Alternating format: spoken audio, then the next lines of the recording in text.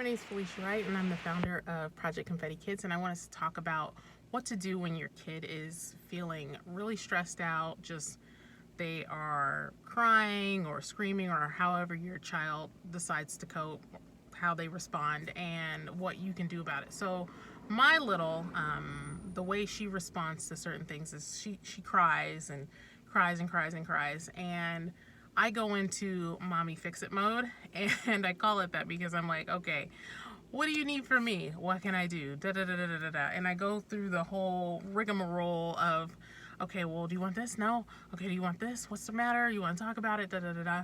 And the main reason I want to go and make this video is because sometimes the answer is to leave them alone. And I've had to learn this the hard way, and even knowing it is different than implementing it, because when you're in that space of your child extremely upset, it's like you want it to end like immediately, because it's like you feel the stress, you feel them like spiraling out of control sometimes, and you just feel it's like, okay, I need to fix this. But sometimes the answer is just to let them feel it and walk away and let them know that you're here for them. And if they choose to come talk to you, great. If they choose not to come talk to you, great. Just now my baby, she was crying, and I call her my baby, she's 3, but she talks and stuff. But she was crying, and I was like trying to fix it. I'm like, what's the matter? What happened? And I was like, what do you want? Do you want a doll? Do you want to play? Do you want to talk to your sister? And she just kept saying no. She's just shaking her head. She didn't say anything. She's just like, mm-mm. She's just crying. And I was like, do you want to be left alone? And she's like, yeah. I was like, oh, well, okay.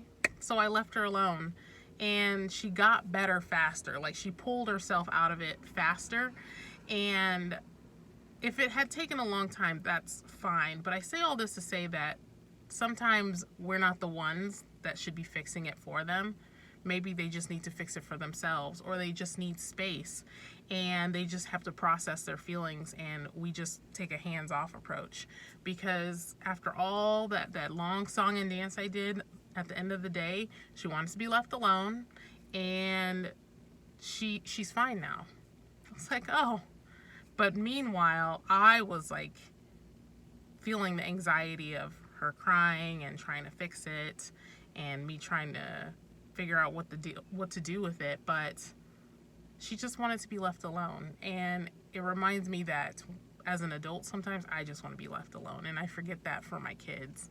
So the moral of the story is sometimes they don't need us to fix things for them, especially when it comes to emotions. Sometimes they just need to sit with it and let it process and then move past it. And a lot of the times kids like to do that alone. I know I, as an adult, like to do that alone sometimes, but they like to do it as a child as well.